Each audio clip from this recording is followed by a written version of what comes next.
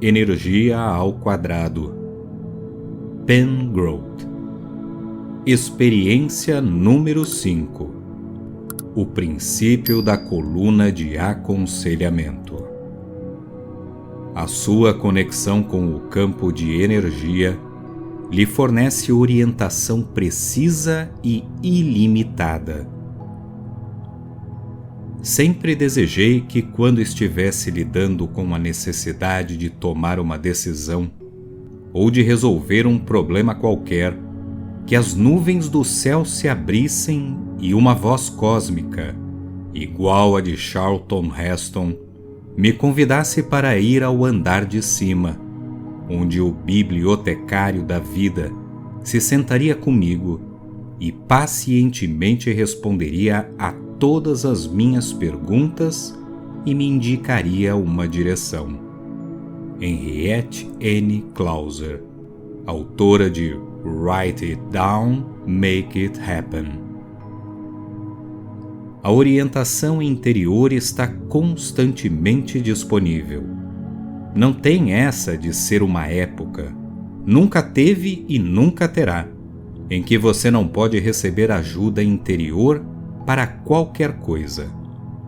Contar com outras ferramentas para tomar uma decisão é pedir por problemas. A mente é como um macaco pulando de galho em galho, como dizem os budistas, referindo-se a esse matraquear costumeiro, esse murmurar constante, o que devo fazer, e ela não foi projetada para resolver problemas. É como usar um cortador de unhas para aparar a grama. No entanto, é o que a maioria de nós usa para conseguir orientação. O hemisfério esquerdo do cérebro, dado a julgamentos errados, interpretações falsas e grandes elucubrações. A mente consciente foi projetada apenas para duas coisas: identificar problemas e formular objetivos. Qualquer um, dominando a própria mente de modo adequado, poderia usá-la para definir um problema ou estabelecer uma intenção, e então rapidamente voltar atrás. É isso. É para isso que o córtex cerebral é bom: plantar sementes. Mas em vez disso, a mente consciente decide se envolver, pensar os prós e contras, chegar a uma decisão racional, que se danem os sentimentos mais viscerais. Assim que a mente consciente define um problema ou estabelece uma intenção, começa a falar sem parar. Fala sobre como o problema é grande e por que não pode ser resolvido logo, e como essa intenção parece bem legal, mas, caramba, eu já estive lá, fiz isso e posso dizer com certeza que não deu certo. Basta isso para dizer que esse médico agitado dentro do seu cérebro não é a sua melhor saída. Ele julga, distorce a realidade e causa um estresse emocional desnecessário. Vamos dizer que uma mulher usa a mente consciente para criar a intenção de melhorar a relação com o marido. Perfeito. Bom trabalho. Só que em vez de sair de cena e deixar a intenção florescer, em vez de temporariamente ir para a prateleira e deixar que a mulher sintonize uma fonte que pode lhe oferecer realmente alguma ajuda, a mente consciente começa a tirar conclusões racionais. Começa a considerar todas as opções. E daqui a pouco vai começar a gritar: "Não me apresse!" Nesse momento, uma cacofonia de vozes começa a soar completamente desafinada dentro da cabeça dela, como uma banda de colégio. A minha relação com meu marido é uma farsa. O meu marido é preguiçoso e folgado. Nunca vou ter o que quero. Em outras palavras, a mente consciente começa a interpretar. O problema é que, como ela não pode ver além do próprio nariz ou além das decisões pré-ordenadas que tomou, antes de você ter idade suficiente para saber alguma coisa da vida, os resultados podem ser cruéis, caprichosos, uma bagunça total. A melhor solução nesse caso é usar os cortadores de unha para o que eles foram feitos e depois colocá-los de volta no armário do banheiro, pegando um instrumento que é muito melhor para cortar a grama, a orientação interna. Quando você pegar o jeito, vai achar que é extremamente confiável. E mais, as respostas são muito mais pacíficas, instintivas e sensíveis aos fatores imprevisíveis que a mente consciente não pode começar a entender. Não tenho nenhuma ideia de qual é a fonte da minha voz interior.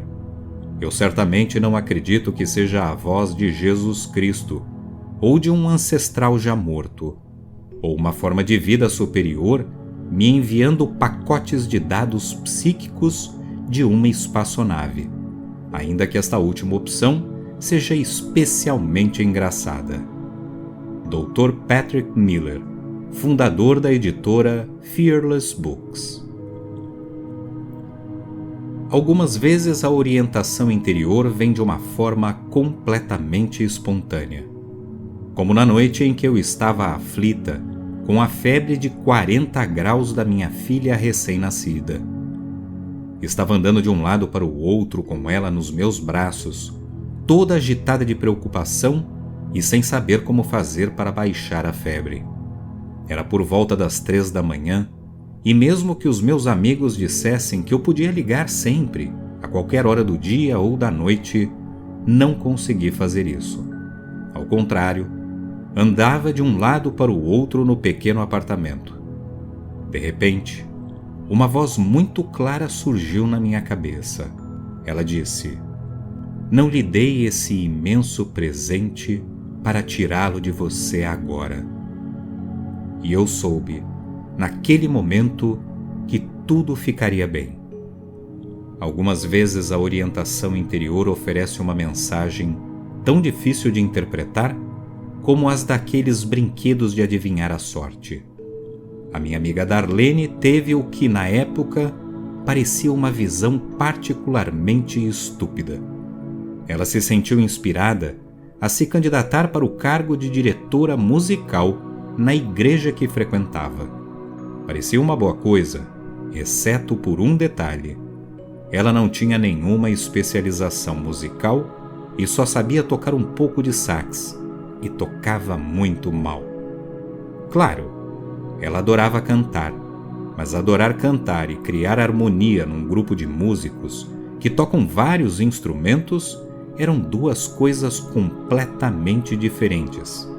A mente consciente dela começou a criar objeções. "Darlene, você é completamente doida. Por que Deus ou qualquer outra pessoa ia querer que você se tornasse diretora musical?" Então ela concordou em dar uma última chance. Uma chance bem pequena e nada mais. Depois da qual, assegurou a si mesma, ela colocaria aquela visão onde deveria estar, no lixo. Ela então negociou com a orientação interior. "Se você quer mesmo que eu seja diretora musical, me deixe passar pelo ministro, pela diretora do conselho ou pelo pianista da igreja até o fim do dia." Como era segunda-feira e a igreja estava fechada e vazia depois do fim de semana, ela imaginou que ficaria a salvo. Afinal, ela trabalhava o dia inteiro e as chances de cruzar com uma daquelas 3 pessoas eram praticamente nulas. Quando voltava para casa depois do trabalho, parou no supermercado. Já estava indo para o caixa quando ouviu uma voz. "Ei, Darlene, o que você está fazendo aqui?" Não era uma voz etérica, como aquela voz tranquilizadora que eu tinha ouvido às 3 da manhã. Era a voz de Mary Jenkins, presidente do conselho, que estava na fila na frente dela. A questão aqui é que a orientação pode aparecer em várias embalagens. por vários anos, um pouco antes de dormir, Napoleon Hill, autor do livro Pense em Riqueza, evocava uma reunião de conselho imaginária, da qual participavam Ralph Waldo Emerson, Thomas Paine, Thomas Edison, Charles Darwin, Abraham Lincoln, Luther Burbank, Henry Ford, Napoleão e Andrew Carnegie.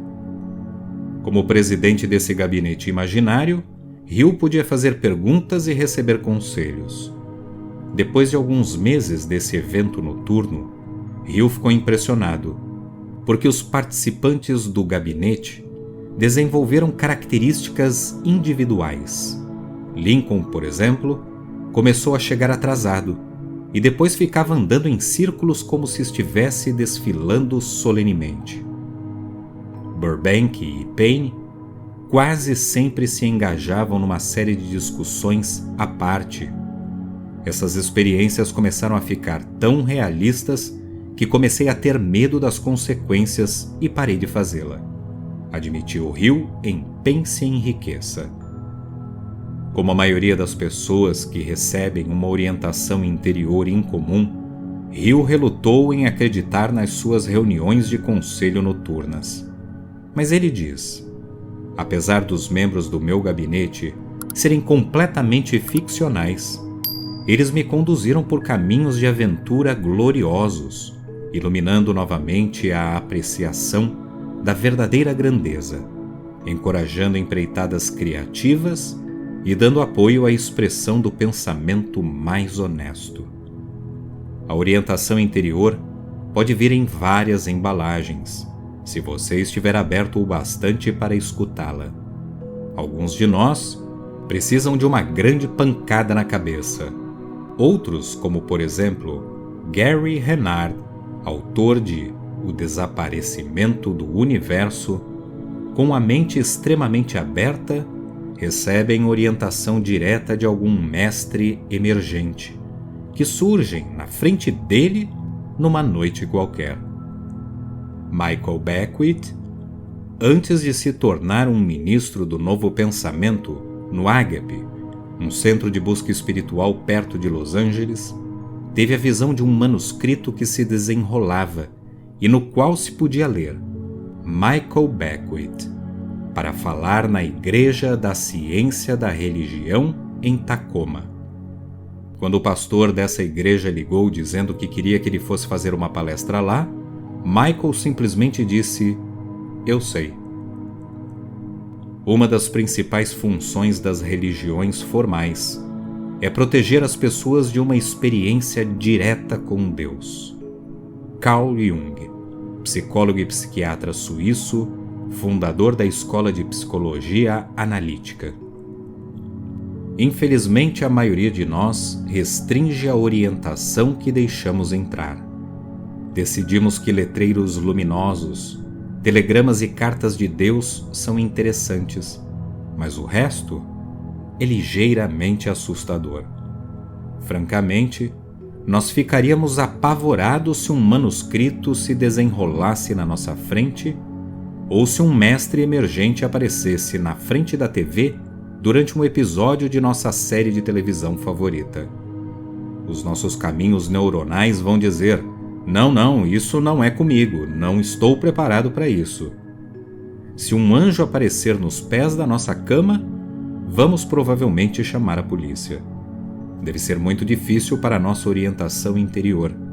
Como você se sentiria se alguém lhe fizesse uma pergunta e então virasse as costas, ignorando a sua resposta?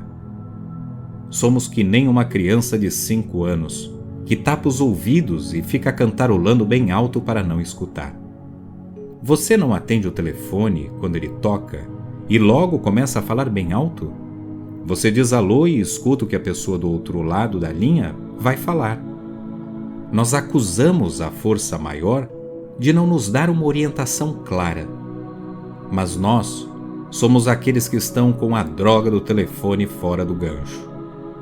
Quando Neil Donald Walsh se sentou pela primeira vez com uma caneta na mão e algumas questões muito importantes no coração, ele ficou atordoado quando uma voz que supôs ser Deus lhe respondeu: "Você quer realmente saber a resposta ou está simplesmente perguntando por perguntar?"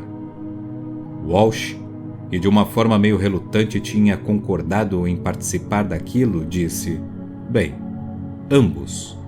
Mas se você tem as respostas, eu adoraria ouvir." De onde é que tiramos a ideia idiota de que a orientação interior está restrita a uns poucos sortudos? Muito disso tem a ver com aquelas bobagens que acreditamos sobre Deus. Ele é muito misterioso e só atende chamados aos domingos. A parte que deixamos de fora é que a nossa orientação interior é digna de confiança e está constantemente disponível.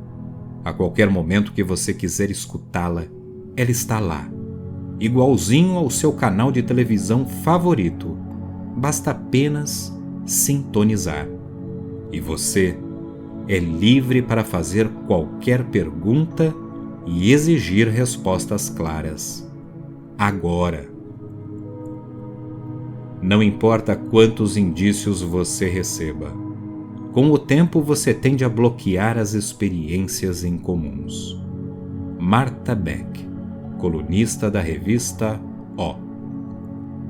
Michael Beckwith, o cara de quem falei antes, que teve a visão do manuscrito, estava olhando para um catavento um dia. Isso foi antes de se tornar ministro, quando ele ainda não estava completamente convencido de que a decisão de seguir o chamado de Deus era a coisa certa a fazer. Ele disse para o vazio: "Deus, você está me escutando. Se isso é o que você quer que eu faça, faça esse catavento apontar na minha direção." Mesmo que fosse um dia de muito vento e que o catavento estivesse girando muito rápido na outra direção, não muito tempo depois, ele disse que o catavento parou de rodar e apontou na direção dele. É claro que Michael já tivera uma ou duas experiências arrebatadoras. Quando ele estava na faculdade, ele queria ser médico, vendeu drogas, apenas para os amigos, claro. E como ele tinha muitos amigos, era um cara aberto e receptivo. Vamos dizer que o negócio dele, em pouco tempo, se tornou muito bem sucedido. O tráfico de maconha que fazia cresceu e se espalhou em muitas cidades. Nos 4 cantos do país, ele ficou animado e disse a si mesmo que se fizesse tudo certo, poderia parar aos 24 anos.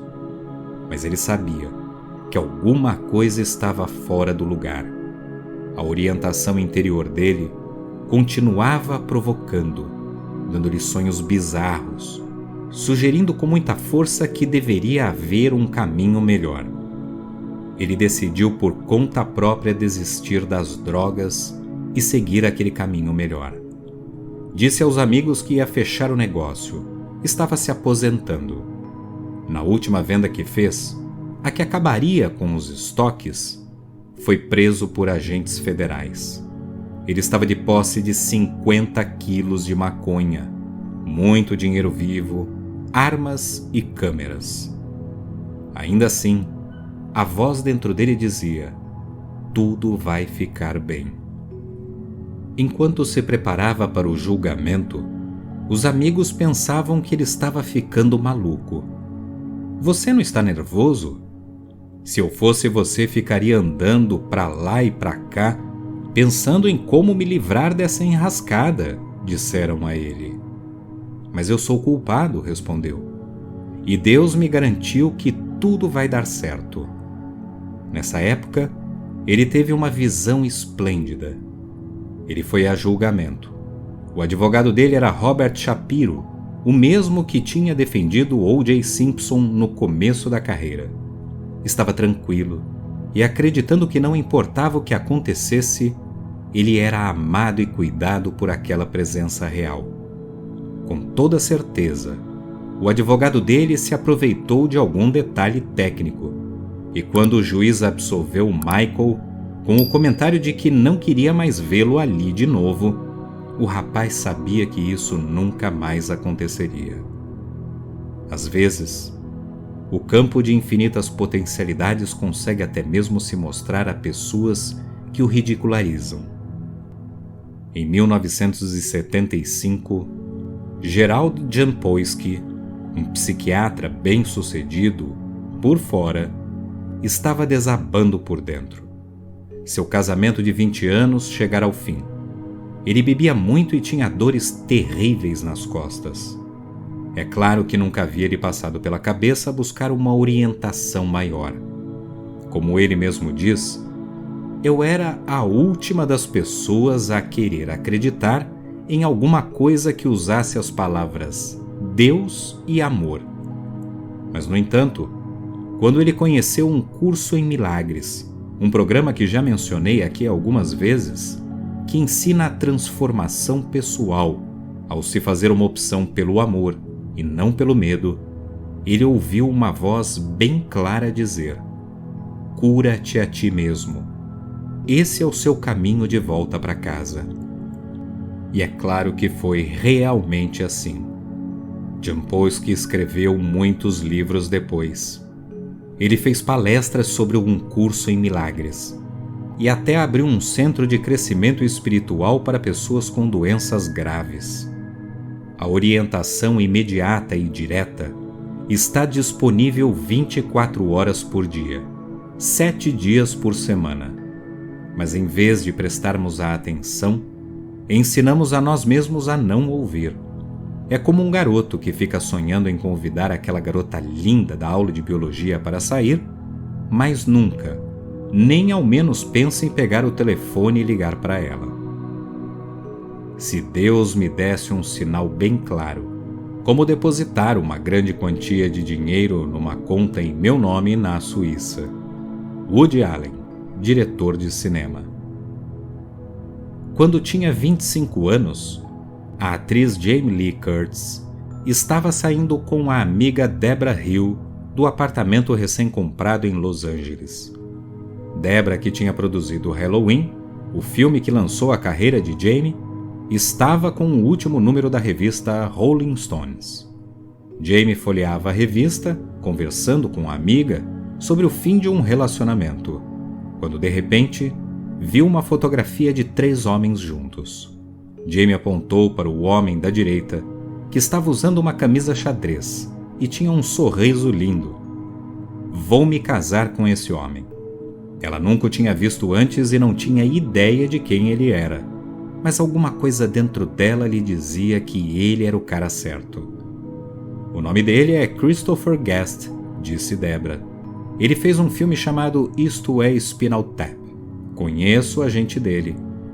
Jamie, impressionada com o aperto que sentia na boca do estômago, ligou para o agente no dia seguinte, deu a ele o número de telefone dela e pediu que Chris ligasse se estivesse interessado. Ele nunca ligou. Meses depois, quando estava num restaurante muito badalado em Hollywood, Jamie olhou para o lado e deu de cara com o rapaz da revista, umas 3 mesas à frente, olhando para ela também. Ele acenou como se dissesse: eu sou aquele cara para quem você ligou. Ela acenou de volta. Pensou ela. Interessante. Mas minutos depois ele se levantou e foi embora. Ele encolheu os ombros, acenou de volta e saiu. Jamie olhou para o prato, xingando a si mesma por acreditar naquela coisa estúpida de orientação interior. Mas no dia seguinte, o telefone tocou. Era Chris Guest e ele queria marcar um encontro. 4 dias depois, os dois foram jantar juntos num restaurante italiano. Quando Chris foi a Nova York gravar um programa de televisão, 1 mês depois, já estavam completamente apaixonados. E quando ligou para ela, Chris disse: hoje fui dar uma volta pela 5ª Avenida. É mesmo? Disse Jamie. O que você foi fazer? Bem, comprar um anel de noivado, respondeu ele. Eles se casaram em 18 de dezembro de 1984. 8 meses depois de Jamie Lee Curtis receber aquela orientação inicial.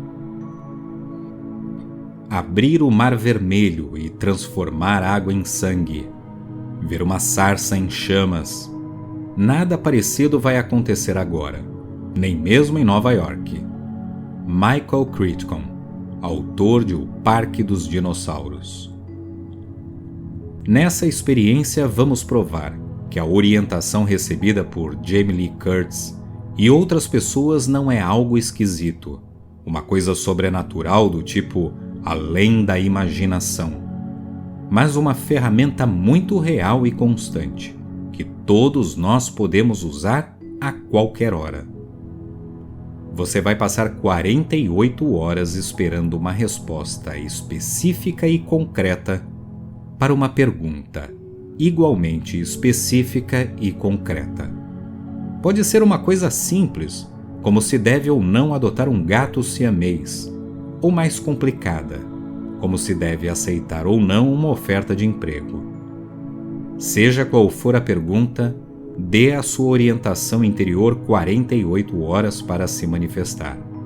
Mas atenção, fiz essa experiência uma vez e fui demitida. No entanto, olhando para trás, agora vejo que essa foi a resposta perfeita, talvez a única que eu realmente ouviria para a pergunta que fiz. Chegou a hora de me dedicar à minha carreira de escritora freelancer? Escolha uma questão que está perturbando você. Algo que tenha uma resposta clara, sim ou não. Algo sobre o qual você está realmente confuso e não sabe o que fazer. Sei que você está pensando em alguma coisa nesse exato momento. Não importa o que, isso serve. Olhe para o relógio. Faça uma pergunta clara, direta, e peça que a resposta chegue nas próximas 48 horas. Pode chegar até imediatamente, ou então levar apenas um dia, mas em 48 horas, você irá recebê-la com toda certeza. O seu trabalho é estabelecer a intenção e o período de tempo. O campo de potencialidades fará o resto. Stan, você se lembra do ex-surfista bonitão que falei? Tinha perdido o emprego. Para tornar as coisas ainda piores, a mulher com quem namorava há 3 anos decidiu que era a hora de eles darem um passo adiante. Não é preciso dizer que ele tinha algumas decisões bem sérias para tomar. Em primeiro lugar, Stan decidiu. Precisava achar uma maneira de ganhar dinheiro. Mas não tinha ideia do que queria fazer. Lembrei-lhe que havia um plano divino para a vida dele, que seria revelado se ele simplesmente estabelecesse a intenção e um prazo específico. Stan disse alguma coisa assim: "Ei, cara, se é verdade que você tem um plano para minha vida, eu gostaria de poder começar a seguir esse projeto. Não tenho muito tempo, então, até sexta de manhã quero saber o que você tem em mente para mim." Na quinta à tarde, Stan estava sentado numa piscina de águas termais, ao lado de um homem que ele nunca tinha visto. O homem comentou que ia abrir um centro de aprimoramento pessoal e que estava procurando alguém para dirigir o negócio. Stan imediatamente sentiu uma vibração, e como era de se esperar, menos de 30 minutos depois, o homem lhe ofereceu um emprego, mesmo que ele não tivesse a menor experiência nessa área. Pronto para o campo de potencialidades? Então, intencione algo como: vamos lá, orientação interior. Preciso receber a resposta para esta pergunta. Faça a pergunta e diga: você tem 48 horas. Seja rápido. O homem, rodeado por fatos que não se permite nenhuma surpresa, nenhum lampejo da intuição, nenhuma grande hipótese, nenhum risco, está trancado numa cela. A ignorância fecha a mente em segurança. Albert Einstein. Experiência número 6. O princípio do super-herói. Os seus pensamentos e a sua consciência causam impacto na matéria. O curso do mundo não está predeterminado pelas leis da física. A mente tem o poder de produzir efeitos sobre um grupo de átomos e até mesmo modificar os padrões do comportamento atômico. Sir Arthur Stanley Eddington, matemático e astrofísico inglês. O cientista japonês Dr. Masaru Emoto passou 15 anos pesquisando os efeitos da fala, dos pensamentos e das emoções humanas sobre a matéria. O Dr. Emoto escolheu um dos elementos tradicionais da matéria, a água, para ver como ele reagia a palavras, música, orações e bênçãos. Usando mais de 10.000 amostras de água de diferentes lugares, Emoto e os assistentes dele falaram, tocaram música e pediram a monges para recitar orações sobre a água. As amostras foram congeladas e os cristais de gelo resultantes examinados num microscópio. Para o caso de você estar se perguntando o que a água tem a ver com essa história toda, pense nisso. A água está presente em tudo, mesmo no ar, no corpo humano e, sem dúvida, a Terra consistem de 70% de água. É possível pensar que palavras e pensamentos também podem afetar, numa escala maior, estruturas de água complexas. O que Emoto descobriu foi que quando os cientistas tratavam a água com carinho e gentileza, dizendo coisas como "eu te amo" e "obrigado", os cristais resultantes se tornaram mais claros e se reuniam em formas mais bonitas e harmônicas. Mas quando a equipe de Emoto falava de forma negativa com a água, gritando coisas desagradáveis como "eu odeio você" ou "idiota", os cristais se agrupavam, formavam buracos escuros. E quando eles tocavam Heartbeat Hotel, de Elvis Presley, os cristais se dividiam em duas partes. Numa das fotos, ele mostrou como uma amostra da represa do lago Fujiwara, que era no início uma massa escura e disforme, se transformou completamente depois que um padre rezou sobre ela por apenas 1 hora. Aqueles cristais horrorosos se tornaram claros, de um branco brilhante, em formato hexagonal, sem buracos. Ele também descobriu que a oração podia criar novos tipos de cristais, que nunca tinham sido vistos antes. Nós, no Ocidente, não aprendemos sobre a energia e o poder do nosso corpo e da nossa mente. Em vez de sermos treinados para sintonizar a nossa inteligência inata, nos dizem: quando alguma coisa estiver errada, consulte um médico. Os professores de educação física nos dizem se somos bons e se podemos fazer parte da equipe de basquete. Os professores de artes plásticas se a pintura que fizemos tem alguma qualidade. Somos ensinados a nos desconectarmos do nosso poder em nome de forças que estão fora de nós. A minha mente é uma área perigosa da cidade. Não vou até lá sozinha. Annie Lamott, escritora americana. Quando nasci, em 17 de fevereiro de 1956, o meu pai deu uma olhada em mim, deitadinha naquele bercinho cor-de-rosa, e disse à minha mãe que eu era o bebê mais feio que ele já tinha visto na vida. Não preciso dizer que minha mãe ficou arrasada, e para mim, um ser humano de apenas algumas horas de idade, ficou decidido que a beleza, ou a falta dela, estava destinada a permear cada momento da minha vida. A acusação do meu pai, capaz de alterar toda uma vida, foi esfregada bem no meu nariz e ficou grudada no meu rosto como um animal atropelado na estrada. Depois de a minha mãe ficar em trabalho de parto por 18 horas, o obstetra decidiu fazer uma intervenção usando os fórceps, Na batalha entre mim e os fórceps, o meu nariz ficou achatado. Gradualmente ele foi voltando ao normal, mas o meu ego frágil ficou desfigurado. Eu queria desesperadamente ser bonita. Queria provar para o meu pai que eu era aceitável e aliviar a minha mãe do constrangimento que a tinha feito passar. Eu devorava as revistas de beleza, estudando os modelos como um biólogo estuda células.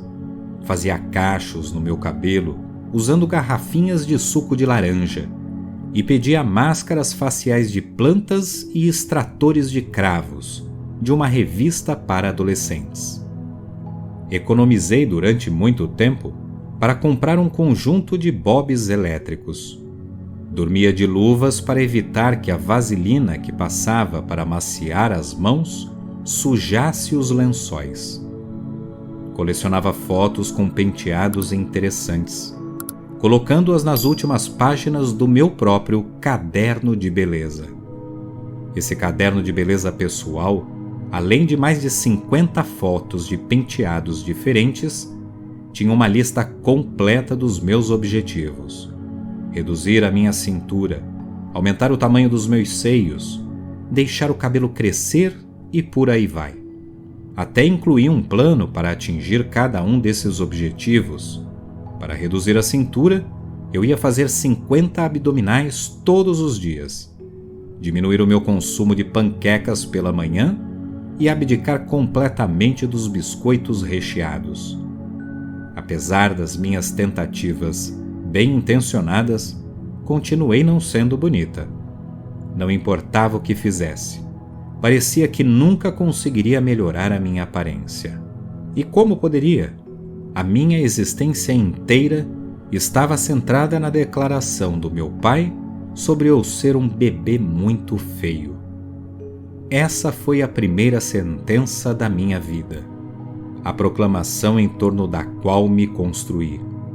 Para ir contra ela, eu teria que desacreditar tudo o que eu conhecia: o meu pai, a minha mãe e a mim mesma. As coisas foram de mal a pior. Com uns 10 anos, a minha visão ficou ruim e fui obrigada a usar uns óculos pretos e grossos. Aos 13, quando finalmente convenci o meu pai a me dar lentes de contato, o meu rosto se cobriu de espinhas.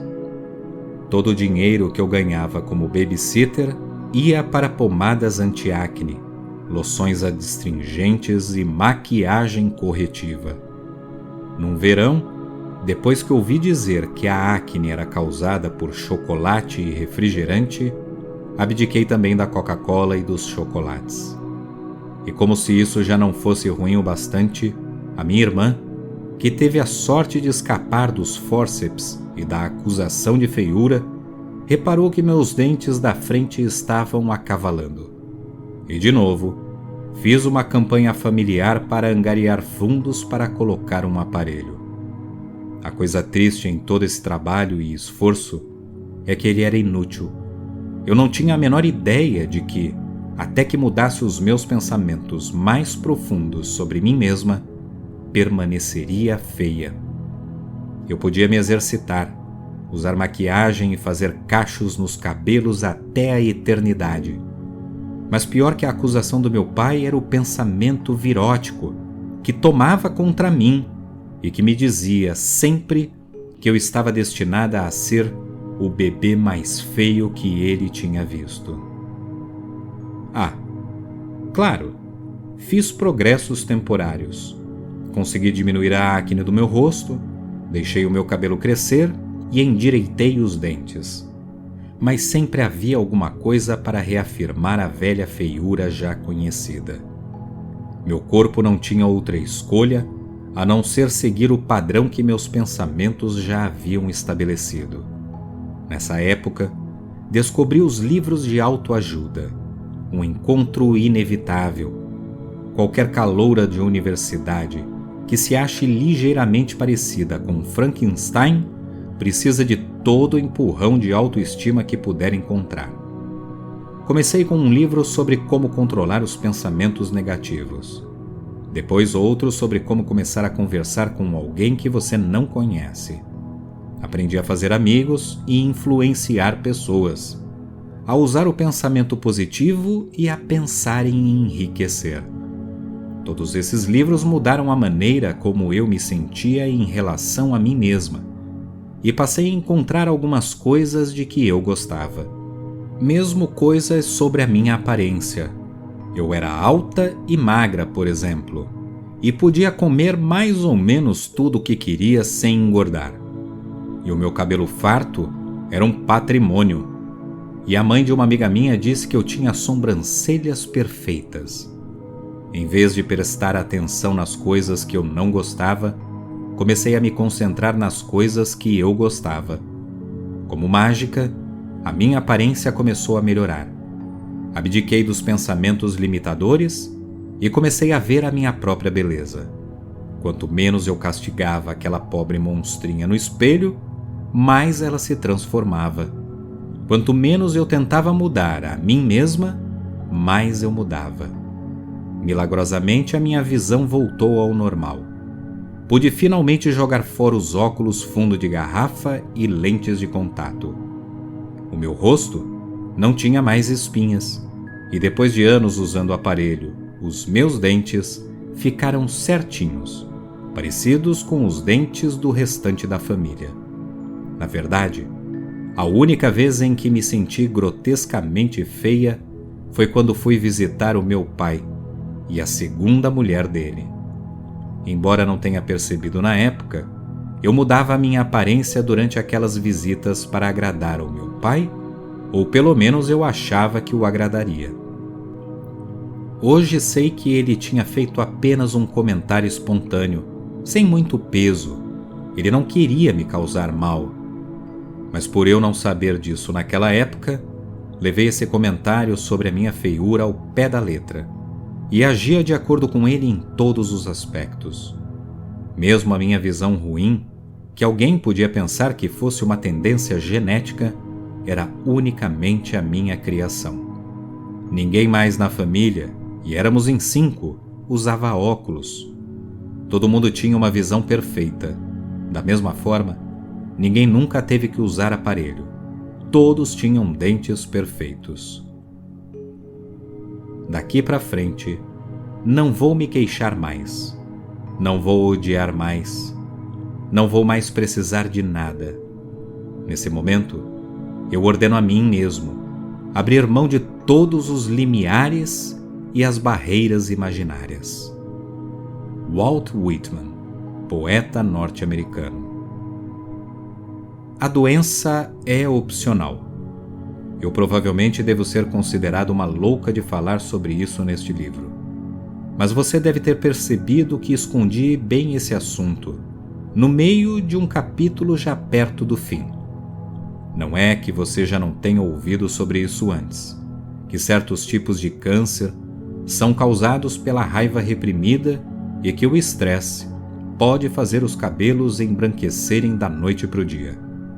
Mas o que eu vou dizer agora é que estamos sendo levados por um sistema de saúde vaidoso e ganancioso, que nos convenceu de que as doenças são inevitáveis.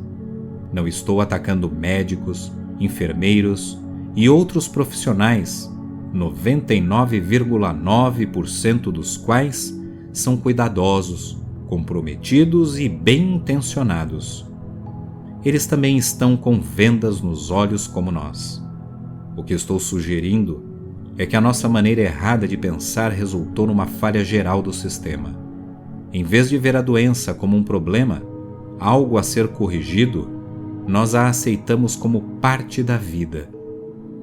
Todos concordamos com as regras estabelecidas que dizem que não podemos escapar das doenças, que as doenças são naturais. A maioria de nós não pode sequer imaginar uma saúde perfeita.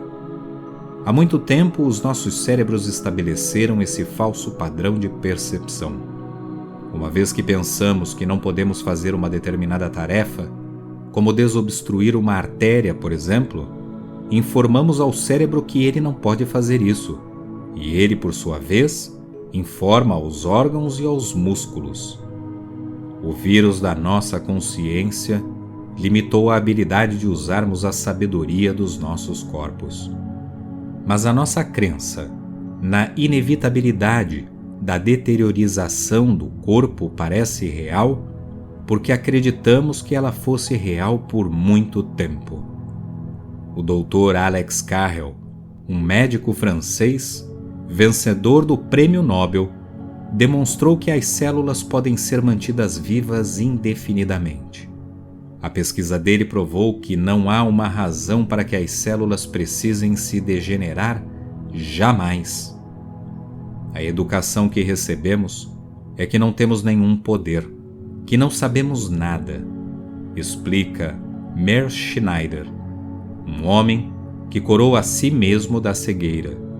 Mas isso não é verdade. Dentro de cada um de nós está tudo de que precisamos saber. Quando nasceu, na Ucrânia, em 1954, Schneider era estrábico e tinha glaucoma, astigmatismo, nistagmo e várias outras doenças dos olhos difíceis de pronunciar. Tinha cataratas tão graves que teve que fazer 5 grandes cirurgias antes de completar 7 anos. A última delas rompeu o cristalino dos olhos dele. E aos 8 anos, ele foi declarado completamente cego pelos médicos. Era demais para a medicina moderna. Quando Schneider tinha 17 anos, ele conheceu um garoto chamado Isaac, que tinha uma opinião diferente da dos médicos e dos cirurgiões. Isaac, que era um ano mais novo que Schneider, teve a coragem de dizer a ele: "Se você quiser, pode treinar a sua visão." Ninguém que conhecia tinha esse tipo de fé. Tudo que Schneider ouvira até então era "coitadinho." A família de Schneider, como toda família boa e solidária, tentou fazer com que ele não criasse muitas expectativas. "Claro, tente esses exercícios", disseram eles, "mas não se esqueça, você é um garoto cego." Em 1 ano, como previu Isaac, Meir começou a enxergar.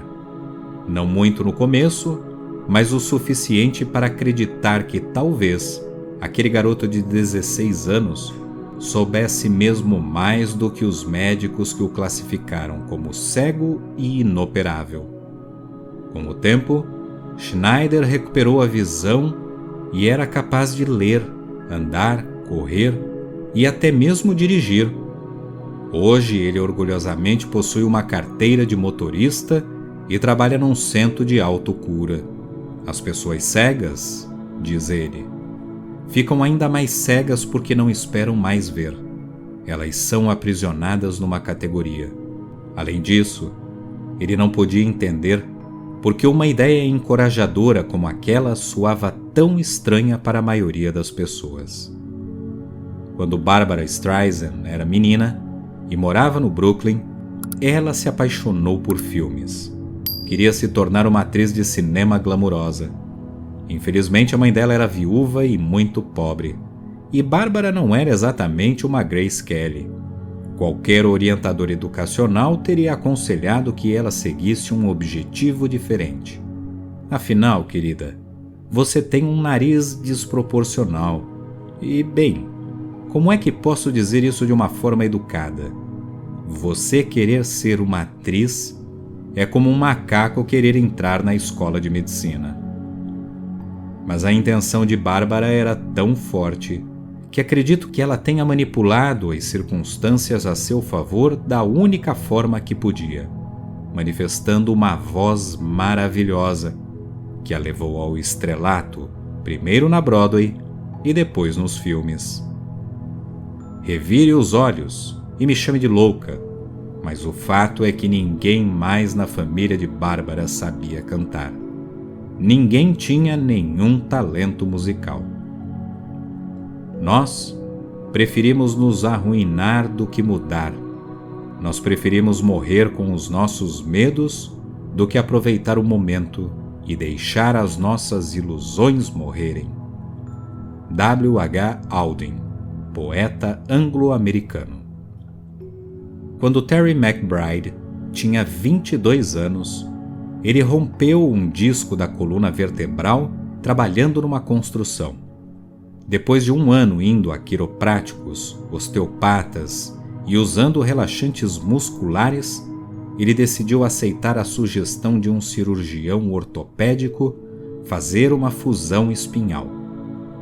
Eles me disseram que eu ficaria no hospital por algumas semanas, em casa por mais algumas semanas, que usaria um colete por 6 meses, mas que depois disso tudo ficaria novo em folha, explicou McBride numa palestra que assisti. 2 dias depois de ir para casa, McBride teve uma febre altíssima e foi levado de volta ao hospital às pressas. E lá, os médicos constataram que de alguma maneira ele havia contraído a bactéria E. coli durante a cirurgia. No ano seguinte, McBride passou por 8 procedimentos cirúrgicos para tentar debelar a infecção que se espalhava pela coluna. Na 5ª cirurgia, teve que ser transferido para o hospital da Universidade de Washington, onde era uma verdadeira celebridade. Eu tinha o pior caso de osteomielite que eles já tinham visto. Numa noite antes de mais uma cirurgia, a equipe médica do hospital entrou no quarto dele com uma expressão sombria. Eles tinham feito exames de imagem mais precisos, mostrando que a infecção não estava mais apenas na coluna. Ela tinha se espalhado pelo abdômen, pela pelvis e pelas pernas. Para tentar detê-la, eles teriam que fazer uma cirurgia muito invasiva. Dessa forma, a infecção seria debelada, mas ele perderia os movimentos da perna direita. Naquela época eu já estava estudando com um dos grandes metafísicos de todos os tempos, John Wayne. E quando, num dos filmes, alguém disse ao personagem dele que tinham que lhe cortar a perna, ele respondeu: "Vá em frente", observou McBride. Mas aí os médicos disseram que se a infecção fosse ainda pior do que eles pensavam, poderia ser que ele perdesse também os movimentos da perna esquerda e o controle dos intestinos e da bexiga. E também havia uma boa chance de ele ficar sexualmente impotente. Para ser bem sincero, disse McBride, foi aí que eles erraram. Eu não sei quanto a vocês, mas cheguei a este planeta como um garotinho feliz, que gostava de mim mesmo. Mas não levou muito tempo para que eu aprendesse que as pessoas que tinham alguma espécie de autoridade sabiam mais de mim do que eu mesmo. Aprendi que tinha que prestar atenção e que os professores me diriam se eu era um bom aluno ou não. E que eram os professores de educação física que decidiriam se eu tinha habilidades atléticas ou não. Aprendi muito cedo a olhar para fora de mim mesmo para saber quem eu era. Eu estava disposto a lhes dar uma perna, continuou McBride. Mas quando aqueles médicos começaram a insistir que não havia jeito de eu sair inteiro daquela cirurgia, decidi, bem naquele momento e lugar, que ninguém ia me dizer quem eu era. Decidi naquela noite que nunca mais ia deixar ninguém com um nome num crachá determinar o meu destino. Foi aquela noite que mudou a vida de McBride para sempre. Ele, que tinha estudado os princípios espirituais, anunciou a todos naquele quarto, a equipe de 5 médicos, a mulher e a filhinha de 2 anos, que havia uma força no universo e que ele a usaria para ficar livre, saudável e perfeito. Na primeira vez em que ele disse essas coisas, todo mundo falou, isso mesmo, agarre-se aos seus sonhos. Mas depois de 10 cirurgias, as pessoas começaram a pedir que ele encarasse a realidade, que parasse de focar a atenção nas prioridades pequenas e egoístas dele. Estávamos falando de prioridades pequenas e egoístas, como querer ter um corpo saudável e uma coluna forte o suficiente para que eu pudesse carregar a minha filha no colo. Prioridades pequenas e egoístas, como ir ao banheiro sem uma bolsa coletora, disse ele. Algumas pessoas começaram a sugerir que talvez uma saída perfeita não fosse o plano de Deus para mim. Mesmo sendo um homem temente a Deus, eu não podia aceitar a ideia de que eu merecia 18 cirurgias. Talvez eu tivesse pecado bastante para umas 5 ou 6, mas não para 18, explicou McBride. Pediram que ele conversasse com o psiquiatra do hospital, que lhe disse: "É hora de você tirar esses óculos coloridos. Você acha que para ser um homem é preciso que você fique de pé para lutar na guerra como seu pai fez. Mas é hora de você trabalhar junto comigo para aprender a aceitar que você vai passar o resto da sua vida numa cadeira de rodas." Mostrou a ele o parecer da equipe médica sobre o caso. A doença de Terry McBride é incurável. Ele vai ter deficiências permanentes e terá que fazer cirurgias constantes pelo resto da vida. Mas eu não sou esse relatório, insistia McBride. Eu não sou o meu passado. Há um poder em mim. Vivo num universo espiritual e as leis espirituais podem me libertar. Você não acha que se o seu corpo tivesse que ser curado, isso já teria acontecido? Perguntou o psiquiatra. Mas McBride se recusou a desistir. Acabou tendo que fazer 30 cirurgias em 11 anos e usar uma bolsa de colostomia. Durante todo esse tempo, continuava a afirmar que saúde e integridade física eram um destino espiritual dele.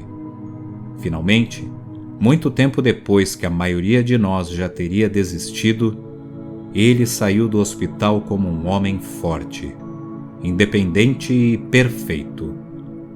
Hoje ele viaja pelo país inteiro falando sobre a jornada que trilhou, ensinando às pessoas a verdade sobre a divina magnificência delas mesmas. Como ele diz, nós já somos livres.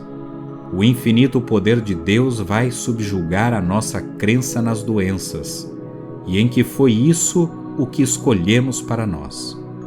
Podemos mudar as nossas crenças para a saúde, amor, alegria e paz.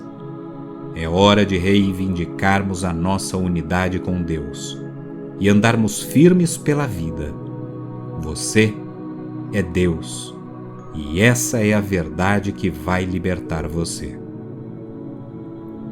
Não há limites para o nosso ser, exceto aqueles em que você acredita. Seth, professor desencarnado recebido por Jane Roberts. Como não temos acesso aos microscópios de Masaru Emoto e aos assistentes dele, vamos causar efeito na matéria produzindo uma experiência que você deve ter feito na escola: plantar feijões. O Dr. Larry Ducey, em vários livros sobre a oração, detalhou a exaustão estudos científicos bem precisos que provam que colocar intenção num resultado físico particular afeta tudo, como sementes de centeio a mulheres com câncer de mama.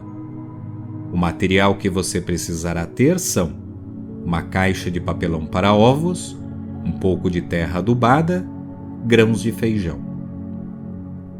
Plante 2 feijões em cada um dos espaços da caixa de papelão e coloque perto de uma janela.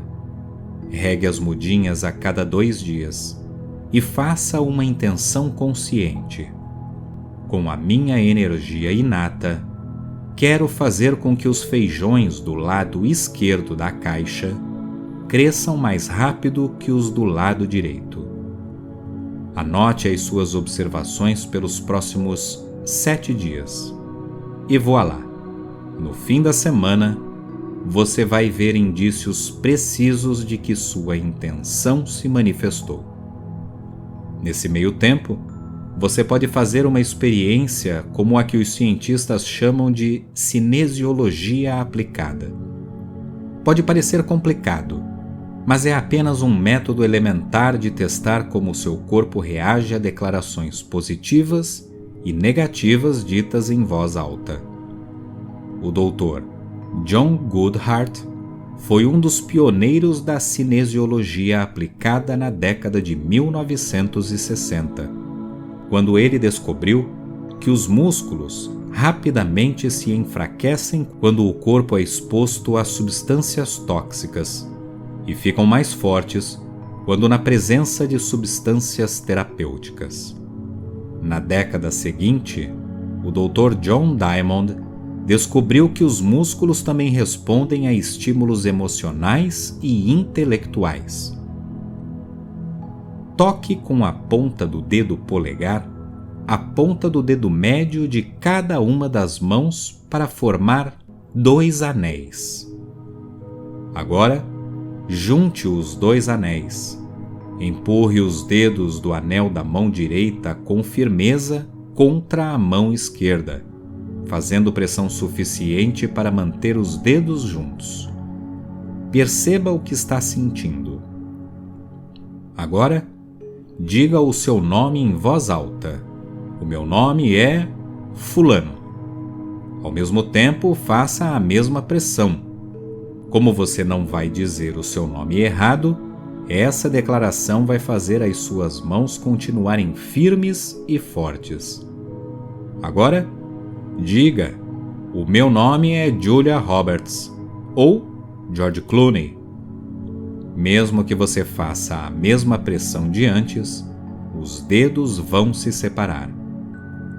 Tente várias declarações verdadeiras e falsas, até que você consiga romper o equilíbrio. Se o círculo se mantém, isso indica uma perspectiva positiva. Se os dedos da sua mão direita são capazes de quebrar a conexão dos dedos da mão esquerda, a resposta é: sem essa. Essa ferramenta não é só efetiva para receber conselhos do seu próprio corpo, como também é muito útil para testar como seu corpo reage a diferentes declarações, como por exemplo: sou um grandíssimo idiota. Sou amoroso, apaixonado, pacífico e feliz. Odeio o meu corpo. Sou forte e poderoso. As pessoas precisam perceber que os pensamentos que têm são mais básicos que os genes, porque o meio ambiente é influenciado pelos nossos pensamentos, controla os genes. Bruce Lipton, PhD, biólogo celular americano. Continuamos na parte 6.